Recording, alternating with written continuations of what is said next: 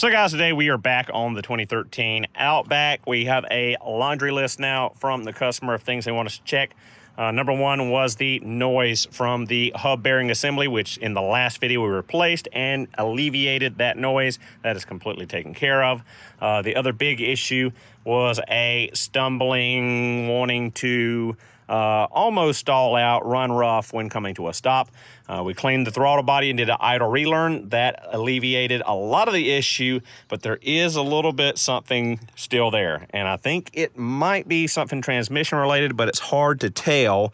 2010 to 2012 or so, Outback models with the TR690, the bigger CVT, had a known failure of the torque converter clutch, where when you'd come to a stop, the torque converter clutch would not disengage and would stall the engine. I've replaced several of these. I've done several videos. I'll link them up here in the corner on that failure. But this is a 2013 and has a TR580, the smaller CVT. And as far as I know, there's no documentation of a known issue with that specific torque converter in this specific transmission. Now, in talking to the customer, they did say that this CVT has been replaced. I believe it was under warranty, but I didn't get all the details from the customer. But it's been, they said rebuilt, but I know Subaru doesn't rebuild CVT, so it was replaced with a reman more likely. So we could have a low CVT fluid level. We could have bad or dirty CVT fluid. I don't know how long ago it was replaced. We're at 183,000 miles. So a lot of miles on the fluid, most likely. And, that could be an issue with the torque converter or low fluid, or we might just need to drive a little more for how badly carboned up that throttle plate was. Maybe it's still relearning its idle.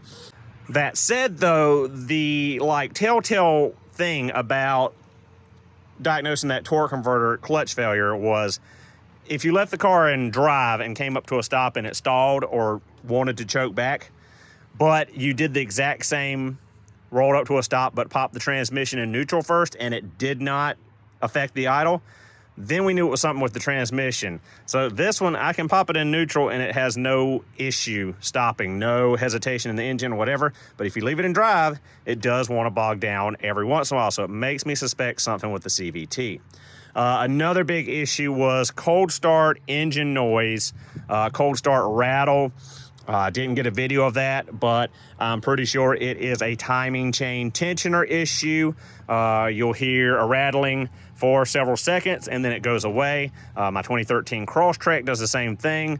The timing chain tensioner is loose and the chain rattles around for a few seconds until oil pressure gets to that tensioner and pumps it up and takes the slack out and it quiets down. So likely this thing's going to need a timing chain service sooner than later.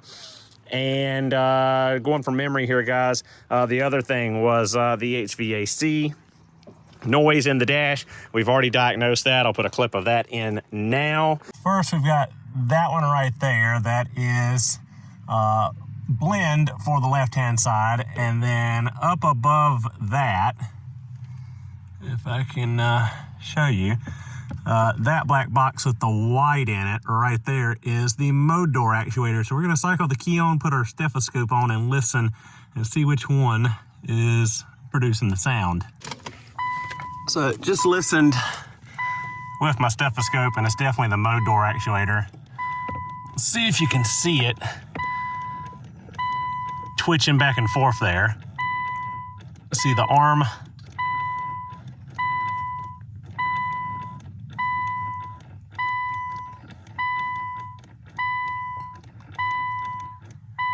Mode door actuator confirmed. But we did go through, pull everything apart, and use the stethoscope, use the mechanic's stethoscope there, and pinpointed that it was our mode door actuator that was making all the noise. Another complaint from the customer on the vehicle was a dome light not wanting to work, or a rear hatch light, but I found no issue. You turn it on, It works, off it works. It's timed out right now. I've had the hatch open for a while, but it was working with the hatch open. No issue to report there. So that's off the table. I cannot fix something if it doesn't act up, or I cannot duplicate the concern. There was another issue where they went to this local Subaru dealership I won't name, the same one that changed the spark plugs for a bogging at a stoplight, and said that they had a brake leak. I don't know any dealership or shop that would tell a customer they had a leak in their braking system hydraulics and allow them to leave the shop without repairing it first.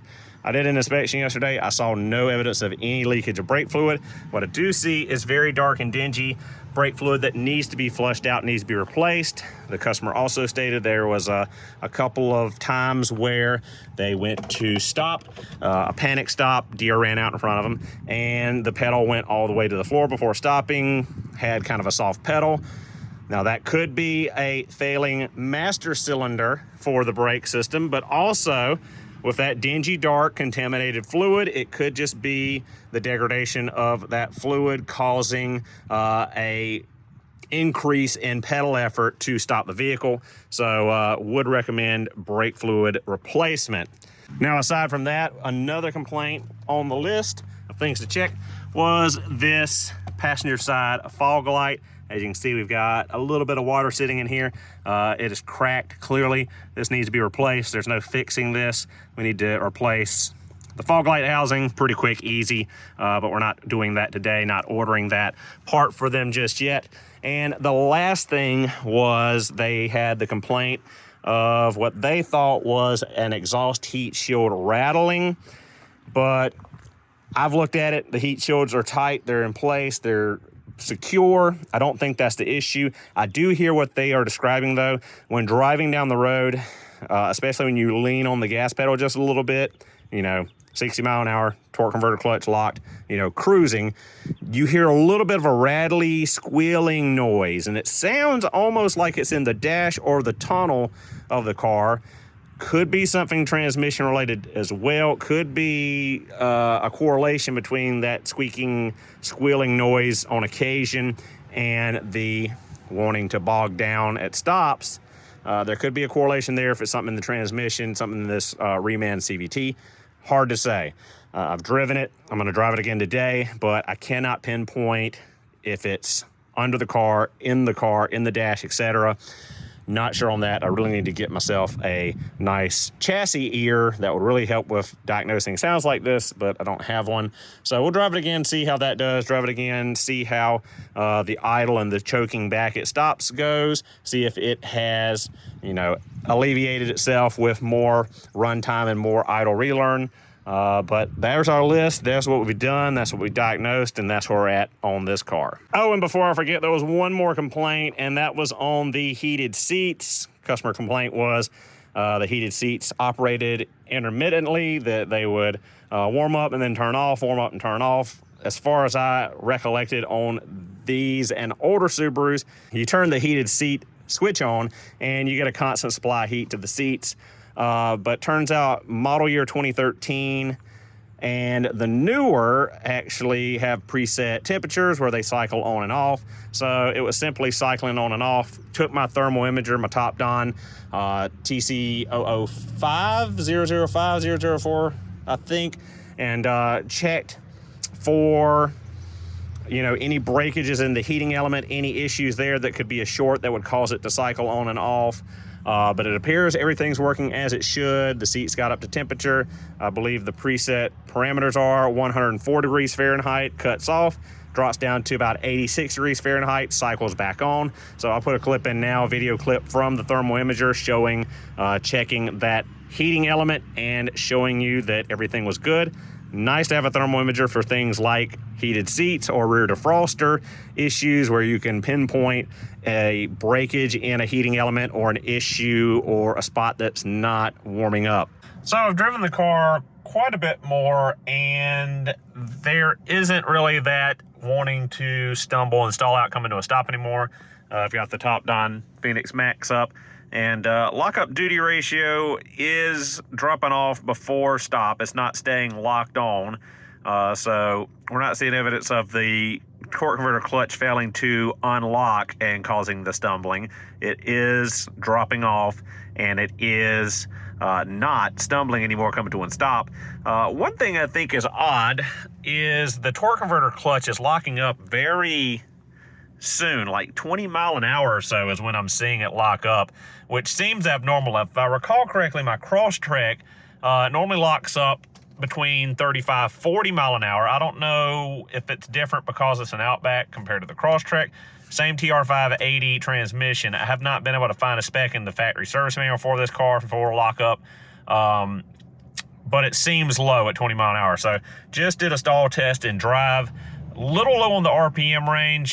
During the stall test, what you want to do is air condition off, park and brake set, full throttle the engine and the brake simultaneously in drive and then in reverse, and monitor your RPM range. So RPM should be between 2,400 and 3,100 RPM, I believe is the spec. I'll put it on the screen if I'm wrong, and then it'll tell you, if there's an issue or what issue is associated with a lower than specified stall speed or a higher than specified stall speed. So I just did the stall test in drive, and it was just a hair low. As I said, the bottom range is 2,400 RPM. I think we're about 2,200 RPM. So we're going to do the stall test now. We put it in neutral. You're supposed to let it idle for a while to cool down the CVT fluid between doing stall test and drive in the reverse. So you're going to hold the brake, parking brakes on, shift into reverse, floor it. We're only getting to 2,000 RPM, so that is below specification. And as I said, in drive it was below specification too, but not by as much as that. That's 400 RPM off, so that is quite a bit low. I've noticed that I do get kind of a little bump when I shift from neutral to drive. It does a little bit of a fluttery stumble there.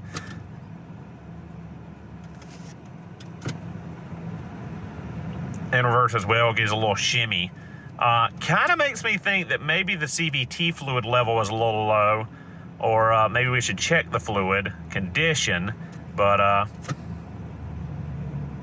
yeah, it definitely feels like it's choking it down more than it should going between neutral and drive and neutral and reverse. So funny enough, we now have a code for that mode door actuator. So confirmed again.